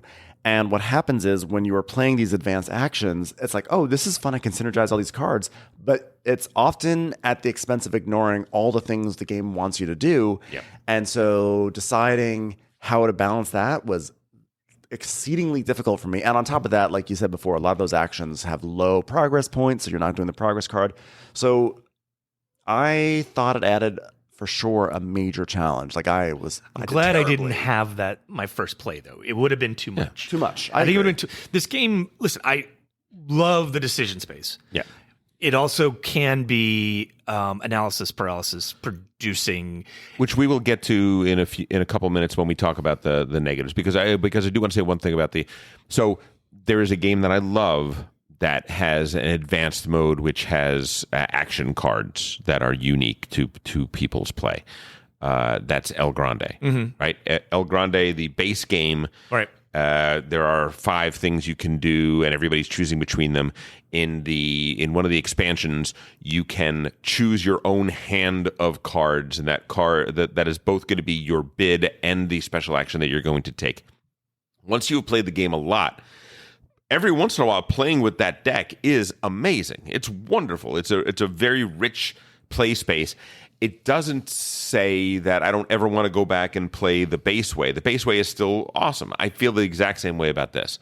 I think that for all of the fun of those advanced cards, and they're fun, they're interesting, they add extra choices to the meta, they actually add a little dimension. I didn't feel that the play of the game was that different. Mm-hmm. I felt like, this is something that is maybe adds another 10 to 20% to the decision space, right? But it's still essentially the same decisions. Yeah, the same struggle, the same battles. And it adds a hand management thing that wasn't there before. One of the experiences I had in our last game where we played with this was I got a card in my initial draw that I was essentially saving to play in round 4. Like that was tough. Cool. That's tough. Yeah. It was manageable, but like it was a major part of my plan. Right. And I could plan for my late game of like I'm going to be able to jump ahead one biome, so I can plan my contracts of like I know I'm going to be able to get a forest even if I don't get past the desert. Yep. I've got this card that's going to allow me to do it. I had that too. And that felt cool. But it felt cool. Like did I pay a little bit of a cost by carrying it in my hand over that period? Maybe, but that was a decision for me to make. So I liked that hand. And I had the Underwater Cities experience, which I often have, which is like, okay, I've got these cards. I'm going to play them 1, 2, 3. No problem. And then you're like, oh, something came up. Okay, so I'll play them 1, 2, and then I'll do this thing, and I'll play card number 3. And then, oh no, something else came out. And then I've got this one card that was going to be just like magical in my first round. And then all of a sudden we're around 3. I don't need it anymore. Everything's destroyed, which I think is funny too. Which, by the way, speaks to, like, if this was truly a multiplayer solitaire game, then you would have your hand of the 4 cards, and you'd be like, okay, I'm going to play this one, then this one, then this one, then this one. Yep. And that's what you would do. And no, that is not the way it happens. No. I'm playing this one, and I believe I'm going to play this one and this one and this one, and then the situation has changed. I don't know if I want any of these 3 other cards that I have. I'm in deep doo-doo. And just to be clear, you can always take your card and just take the basic action. Correct. Exactly, yes. It's just these are all usually like slightly better. And by the way, I would say that 1/3 to 1/2 of the time I was taking basic and actions. I was flogging the advanced cards, but I was also in such a pit of hell. I was doing so badly. I was suffering. And what's interesting about this game too, you mentioned sequencing. It is a game of sequencing. And what I like is that all this stuff we're talking about is built on very, very, very simple actions. Mm-hmm. You know, the actions are something like buy a spaceship. You spend resources and you take a spaceship. There are things like buy a stadium, spend resources, you get a stadium. There are things like claim an infrastructure card, like very, very simple things. But how you order them is really where there's so much intrigue. And I think what's also cool is we haven't even fully scratched the surface of like how we can really push the limits of how we order things. Like I was listening to, was it the Friendly Ties podcast, where someone mentioned that a player built all their spaceships but then didn't send any of them over until the last round from the old world to the new world. And that's something I've thought about. And they said that the player actually had like a very competitive second place. And I love that this game can actually let you play around with concepts like that. Like you just think, okay, well, you got to move things over like every round. Take advantage. I have no confidence that I know the right way to do anything. There might be a strategy where you just do a big spamming at the end. I don't know. In order for that to work, because I'm thinking it through, you would have to make sure that one of your satellites doesn't cross the midpoint until the last round, which means that your other satellite can't go past the next point, which means you're restricted to desert and lower until the very last round. But you're also emphasizing the actions that do prefabbing factories, and you are buying quote-unquote clones. So you're using actions that we have in the game that maybe are not like actions I use a lot, but maybe in a different strategy, suddenly they become huge. Well, I don't know where are those resources coming from, you know? Yeah. I mean... I could see how you could do it, but I'm also picturing here are the blockades. Here's the reason that's not the dominant play style because of these things. You're not going to have any negatives with that strategy, right? Because you'll completely evacuate the old world, and there's a lot of negatives associated with it. If you don't get your people out, there are bad negatives at the end of the game. Yeah. So listen, when you send a ship in one round, it's now in the new world, and you can send it back. Mm-hmm.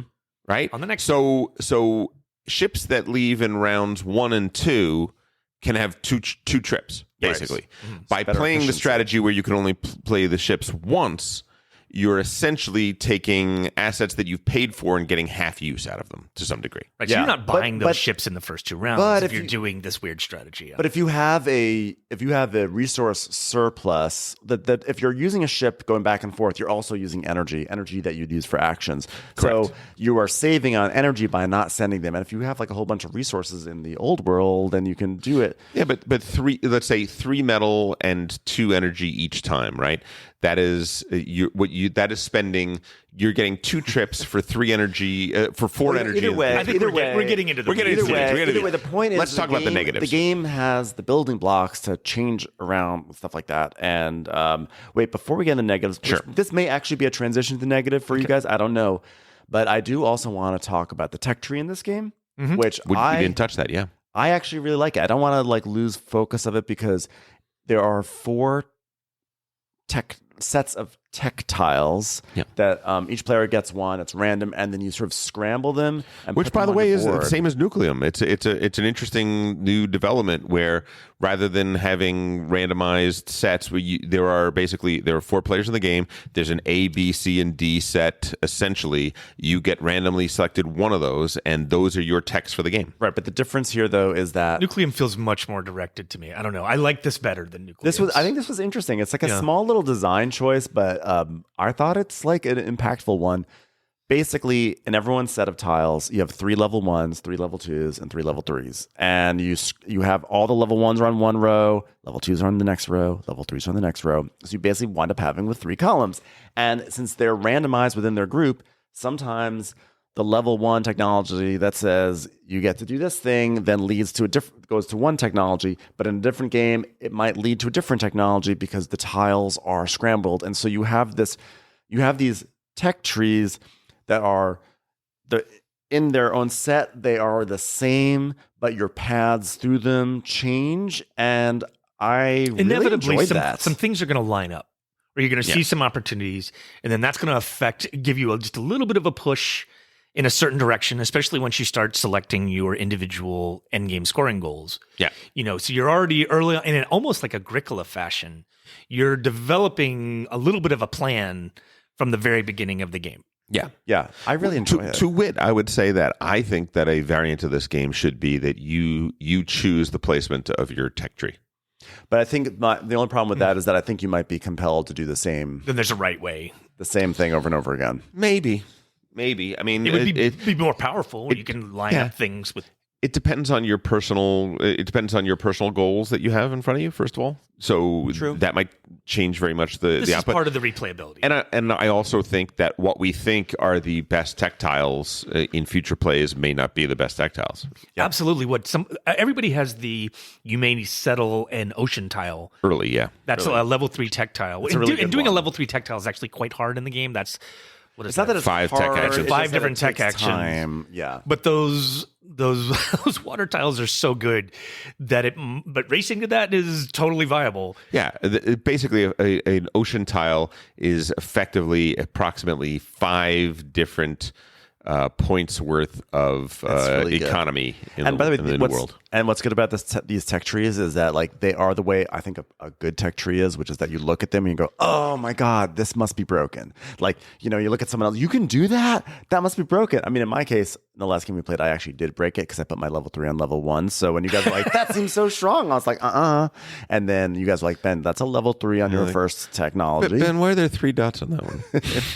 But it gives you all the joy that you want from a tech tree. I think it's a really cool system. Yeah, I agree. It doesn't have hard asymmetry the way like Terra Mystica correct does, but the little bits of asymmetry, especially with the different modules for setup and the individual rewards, it seems like you end up with a lot of actual motivations to play differently than other people from the get-go. Yeah. So this to me seems like there's some high replayability potential in this game. Absolutely.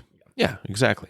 All right, so what are your challenges, Tom? Yeah, so so obviously it sounds like I'm very positive about the game. There are a few negatives. So negative number 1 is the one we basically already said. This game is prone to analysis paralysis. If you have a lot of analysis paralysis, people are going to get. Look, sometimes people are going to get mad at Trey because he takes a very long time to take his turns because we're just trying to figure out what's going on here. That is just the nature of the beast. It is, you are trying to manage 5 different aspects of the game just to get your population from this planet to that planet. And it is hard. I think the thing fair. Yes, and that was fair. I think the actual time that I slammed into the wall in our last game, which is I was trying to turn in a reward tile and I had misread it. Yeah, okay. And so much of my plan had been based upon fulfilling this reward tile. 100%. And then it was like, no, you can't do that. Right. Then that had to be a complete mental reset of like, oh, okay.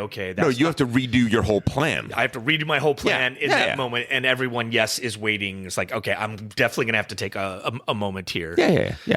But I would just say, sorry for the slam, it's a joke, but the reality is that if you're prone to we AP, stopped for like 5 minutes. There was a time. There was some time at that moment. Like I'm generally like sometimes I'll be like I know exactly what I'm doing next, but a lot of times, especially with the advanced cards, I am going back and forth between my sequencing so hard that I'm not even paying attention. I'm taking my energy cubes, I'm putting them on the ship just so I know you can't use those. Yep. Make sure you know you can't use those. Sometimes you have to pluck them off that ship because you're like, well, maybe I just don't have to send. I'm moving a steel resource over to the side because I absolutely have to use it for this one thing and not for that thing, and which kind of brings me to the second thing. The game is a little fiddly. Fiddly. I have found that I am spending this for this, I'm spending that for that, and don't forget, you're also spending, it's your fourth action, so you're also spending 2 energy for that. There have been a number of times where I have lost track of what I was spending and was no longer... Did I spend my energy? Yeah. Correct. Was no longer 100% sure that I am playing the game correctly and that I've spent what I need to spend. Should we take the energy and place it on our actual action track? That's a really good idea. I think we should. That's a way to track it. Yeah, it's easy to forget. I know what you mean. And especially the rule, like a lot of the things in the game, the rewards that you get require that the resources be spent from the new world. Correct. That's going to be something on your first play people are going to get wrong. And here's more of an outright negative for me because that point I agree with, but it's just like a minor quibble. It doesn't actually impact my enjoyment. But I think that the some of the iconography in terms of reminding you when things must come from the new world versus the old world. Like there are these infrastructure cards which are very important that you sort of like, they're kind of like contracts, which we didn't even talk about, but they actually also really impact the map play of the game. Because a lot of times with these cards, just a quick tangent here, these cards will do something like have built a factory and have some people out in the tundra and they have to be in a diagonal line with each other. And if you do that, you have food production. You get a bonus food production. And it's just a good way to get some like passive production up. But then like that makes your what you're doing on the map. It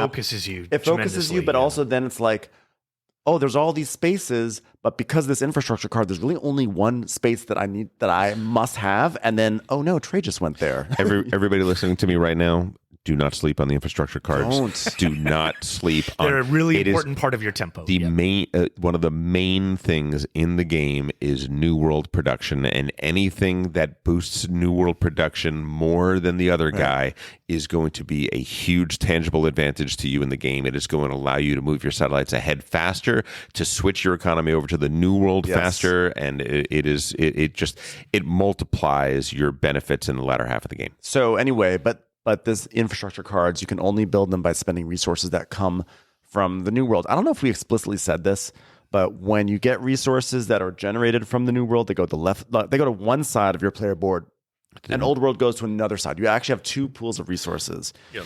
And actually, the boards, the reason he's not saying left and right is the boards flip over. So depending on which side of the table you're sitting on, you're placing oriented from old world to the new world. Correct. That way you can always be consistent. So Trey and I are facing each other. Our boards look opposite because my old world is on my right side and my new world is on my left. Yeah, that's a smart design. It's just a design feature. But the point is though, with some of the things, there's no clear indication like, okay, this must come from this world, and that has frustrated some people, especially if they have planned their entire turn to spend that one steal from the old world. And a few little things like the you can't have 2 infrastructure cards with the same art on it. Yeah, and little things, and like also that. like the rule book. The rule book is by and large good, but when it comes to the tech tiles, they could have done a better job in giving a fuller explanation for a lot of those tech tiles. We've stumbled over a few of the tech tiles and how they actually play out a few times. Yeah, we had to go, like I spent some time in BGG and just like looking at all the rules and looking at the clarifications, that way I could answer questions. But like, there are just certain things that like, it should be cleaned up. Just, maybe in a later edition, they can clean up some of that just to make it, since there's so much going on. And you really are like, there's no room for error when you play, that like the last thing you want is like your entire plan to be destroyed because you misinterpreted an ambiguous tile. Yeah. The player aids are quite good. Yes, they are. They work well. But here's my question. Like, I think this is a wonderful game. And what I'm surprised at is why it's not been universally embraced. I have seen several, and I've seen and heard several reviews, and I've spoken to people who've been like, it was fine. It was okay. We, as a game group, have not been unanimous about this game, have we? No. Jordan actually, he says it's fine. I think actually we've been largely positive. The three of us actually really obviously enjoy it. I think Matt said he thinks it might be one of Suhi's best. Paul said he thinks it's Suhi's best. Suhi's best, yes. I think David likes it quite a bit. I don't know who else has played it, but but Candace I think was more like, I may be speaking incorrectly, but I think Candace was like, it was good. There were a lot of people who were like, it was fine, and I wonder if that has to do with race mode. I don't know. I don't know why. I think it's okay. I'm gonna guess. I think the game's hard. Like, it's a hard game, and that might, if that's not fun. Like, the first time I played this, it was very stressful. But Jordan likes hard games. Yeah, I can't speak for Jordan. I can't speak. I mean, is it that you have to take a turn faster than 16 hours? Fair, I'm with you. After my first play, I was really excited about this game, but I also had not exactly experienced what I would call fun. Like, it was stressful to play this game. And so, like, there are certainly games that do not agree with my nervous system. Captain Sonar kind of being an example. You know, like, some things just don't translate to fun to my nervous system. This one almost was like too stressful to be fun. And I've heard some reviews that say that. But I got over the hump. Yeah. I got over. You know what happened to me in this last game? It's something that I haven't experienced, or it feels like an Age of Steam moment, which is like when you get beat up by Age of Steam in your first couple of 2-3 plays, and then you get to that point where like, oh, I'm moving into profitability rather than owing money at the end of the round. I'm actually making money. And like, whether you win or lose at that point, you've kind of like achieved a minor victory. And you're like, yes, I am over the economic hump. Like, I had that happen in the last game where I'm like, I don't know if I'm going to win this, but like, I'm looking going into my final round. I've got good New World production. I'm going to be able to do 5 or 6 actions. I'm going to do a lot of things. And like, okay, game well played. You did it. You know, like it was that was kind of like the reaction to that. And that was very attractive. Like, oh, now I really want to get even better. Oh yeah, at this game. That's where my headspace is. I think this game gets better the more you play it, and it's a difficult hump. But like, get over it. And the first game I played, I enjoyed it. I was like, this is fun, but I didn't have what I like to call the tingles, which is like that feeling when your heart kind of speeds up a little bit. You feel like this sort of like a tension. It's a mixture of excitement and dread and all these things and stress in your chest. And you're just like I didn't feel that the first time I played it. I was more like, this is interesting. It's fun. Okay, cool. Neat game. But the second time, it was like an exponential increase in fun because the first game, I do think you're just getting a lay of the land, and then the second game you realize all the things you actually really need to do to succeed. Like the first game, you don't fully, I think, appreciate the progress track. And you also like you can hit the wall, like you can fail to launch. Right, I did perfectly nicely in my first game. I didn't win, but it was more like the first game is what made me realize everything I need to do, and the second game is where it really was like, oh, now that I know what I have to do, and I know how little time I have to do. Like this, like the urgency kicked in, and it was tremendous fun for me. It reminded me actually of Fields of Arle in that way. The first few times I played Fields of Arle, I was like, this game's nice, but it's like wide open. I'm just doing stuff. But then as you start to realize how few actions you have in that game, and in this game, you realize like, oh, I've got to do a lot of stuff in not a lot of time. Everything's precious. It comes into like stark relief, you know? Yeah, I believe that we have not. Nobody playing this game yet has prioritized happiness as much as you should to be able to play this well. Happiness. And I think finding the early infrastructure cards, I think, is the other thing that people have not been doing. I think I've done fairly well in my plays of this game, and you have. And I think part of the reason is that I recognized quite early on that those were two clear difference makers. That if you can get ahead on those two races.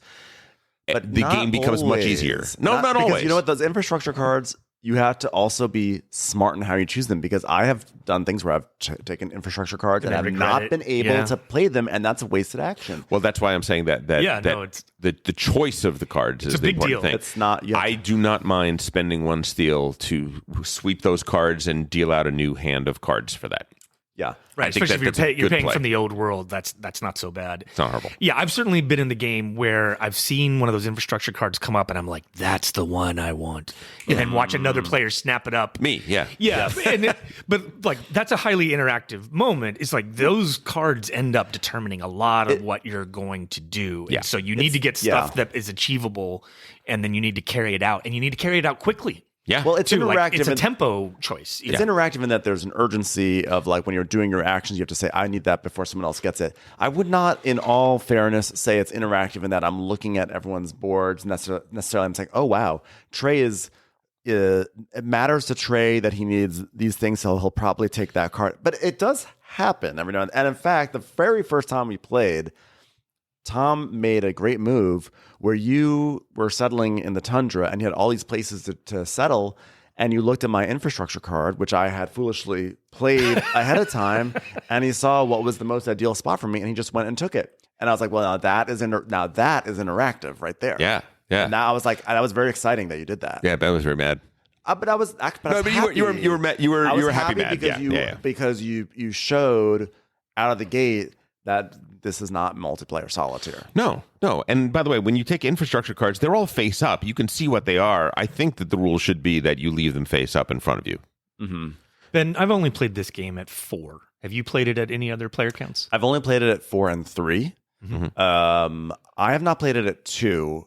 When you play it at 2, it's scale. The scaling is pretty minimal. Basically, Well, they turn off one of the Didn't you and I satellite play at tracks 3? or something. Yeah, that was our first game. Yeah, with we Paul. played it. We played it at 3. I thought it was very good at 3. Yeah. I did not notice a difference. I noticed no difference. I think that There's a little bit. Well, okay. So the new world is a little more wide open.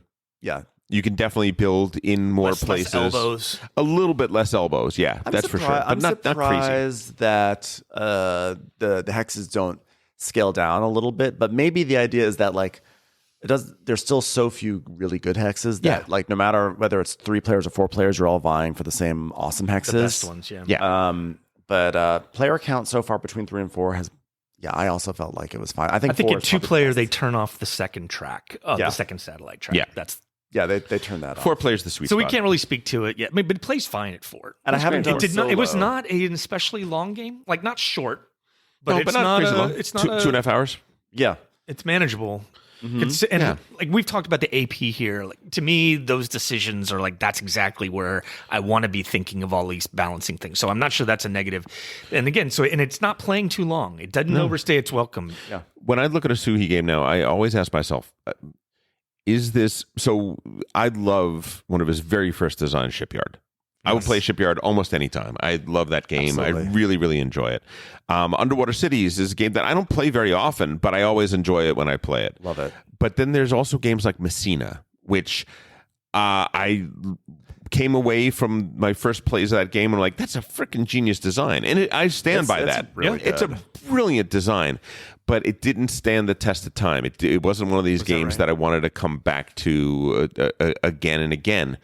And I wonder, when I see Jordan, just with a plate full of meh in front of him when we're playing it, I'm like, is it going to be that? Is this going to be one of those things that it's a great puzzle, it's a really hard game now, but over time it's gonna the luster is gonna fade and it's not going to be in the in the occasional rotation that we want a great game to be in. And I don't know. I would say that I think I'm probably 80-20 that I think this is a game that is going to stand the test of time and we're going to want to play, like every I'm in the year. honeymoon phase. Right. Jordan never got to a honeymoon. I know. True. I'm still in the bad honeymoon date. phase. He Yeah. had, he had 2 bad dates. He tried to give it a second shot, but he just didn't. It just didn't work. I think there was no X factor for him. Maybe I think that he may have said that at one point, which I get that. I think he came on that second date reluctantly. And It was a date with us, so I just think that he came in there and he said all the right things, but his heart wasn't in it from the get go. And I don't know if that's Given a the full people shot. that self-select for our podcast, though, Yeah. like I think this is a game for our audience. Oh yeah. Although there were people in our Discord that were like, played it, it was fine. Okay. And so like I can't tell. Yeah, what's that? think- Well, let's as we go forward, maybe we'll get some more insight into that. Yeah, I don't. I will say this. I will say that we play a lot of economic games where you're building an economic engine, right? There's a lot of games where you're starting with next to nothing and you're building up to something big. This is a game that takes that dynamic and turns it on its head and does something very different, in which you start with a lot of resources to do a lot of things that you have to do. But over the course of the game, you're going to be dismantling an engine and then rebuilding it. Yeah. And that's unique. Is unique. Yeah. It is very, very different. It uses a lot of the same skills that you've learned in other games. It has a lot of those feelings that you have in the other games, but it presents a very unique challenge in a unique way. And I think for that reason alone, I think it belongs on a lot of people's shelves. Yeah, I think it's an exemplary game. Like my sort of final thoughts on this, because sure. there's nothing. Let's get there. There's not much else really to say. Variability, I think. By the way, variability, I feel like actually variability is pretty high and that actually weaves in. I'm not sure it's that high. Well, the reason why I say it's high is because it weaves into one of the things I love about it, which I alluded to before, which is that I want to keep going back and doing better. I want to keep digging in and playing with it. There's so many variables. One wrong step and you are in a world of hurt. And I think, by the way, the hurt is hilarious in this game. The last game we played, you heard me moaning the entire time. I was like, oh no, this isn't working. Now this isn't working. For some people, that's going to be like, I hate this game. Like, this feels like work. I can't get anything going. This is misery. I think it's like fun. It's like, oh no, and then that went wrong, and then that went wrong, and everything's falling apart. If you can find the comedy in that, I think you'll have a really good time too, because there are plays where you're in the tempo and like it's like you're riding those waves and everything's great and everything's sort of like going. You may not win, but like things are moving, and there are games where you're like, no, you're always like one cube short of something and everything. It's like a domino effect, along those lines, maybe what the progress track, the first time you played this, like I barely got halfway down the progress track and you're like, how does anyone ever get to the end? And some of that is skill, but some of that is also like, oh, you're not playing with the advanced cards yet. So like your first play, you might feel like, oh, I barely even got. Or maybe you are playing with advanced cards. You're doing a lot of low actions. Yeah, maybe. The farthest I ever got, like there were parts of that game that I haven't even come close to accessing. Yet. I had both. Don't feel bad. I had both satellites in the final section of the map of the previous game in a non-special card game. In a regular card game, It was just legitimately from the get go. That's because you're a genius. Yeah. Well, no. I think it's a combination of two things. First of all, it's realizing that you take the exact same action for the 4 advancement space as you do for the 1 advancement space. The only difference is you don't get that extra cube. And if you can forgo that extra cube, that 4 movement, it's a lot of progress. That's a lot of progress. It's a big deal. And then the other thing is to look at the rewards that are offered each year and say, is that really so great? Is that really so great versus what I could get by getting my satellite way the heck down the field? Yeah. And but sometimes, I'm going to amend what I said, because I was making a pitch that this game, you are going to want to go back and play it and really dig deep. That may not speak to variability. That may speak to replayability. Mastery. Mastery. So the variability maybe is not like hugely different, but it's good and it's enough. Like between the goals, between the trees, between the bonuses, it's enough. Like I have personal goals, public goals. It's enough that I felt like every game has had a different kind of vibe to it. So I'm happy with the variability personally. Yeah. But anyway, my final thought really is that where I think this game is tremendous, and where I think it is different than the other Suhi games, and where I think it is actually where it kind of separates itself from the pack of a lot of the hot games this year, is that this game is not concerned with how well we tangle with the gimmick. Like if I'm going to use Woodcraft as an example, Woodcraft, the gimmick is the dice, slicing the dice, and you got like this big rondelle.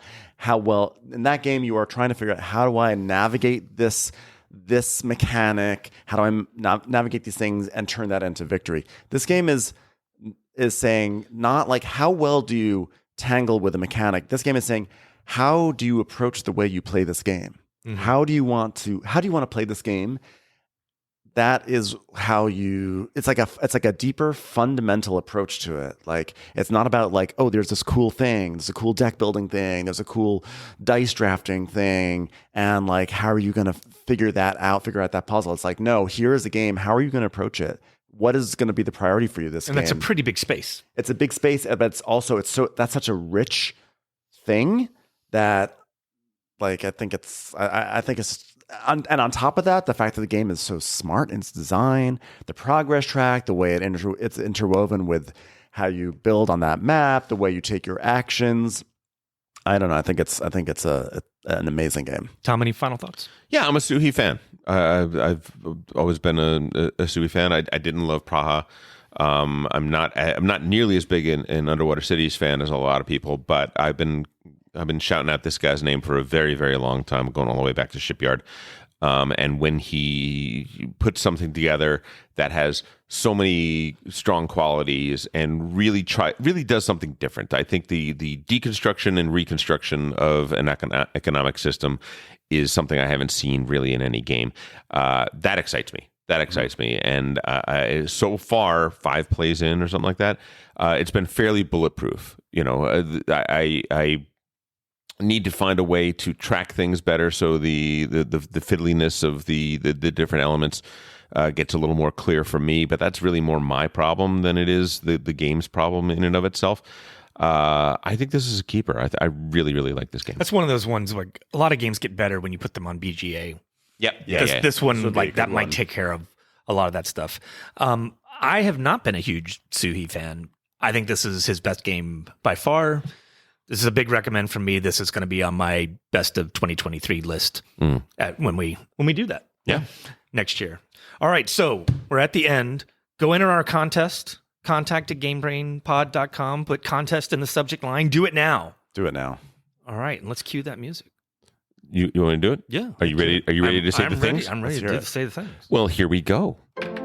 You have been listening to Game Brain, produced and edited by Matthew Robinson, Tom Donnelly, Trey Alsop, and Ben Mandelker. Special thanks to Daedalus for our incredible music. More on Daedalus at GameBrainPod.com. And thanks to Edamar Peleg for our incredible graphics.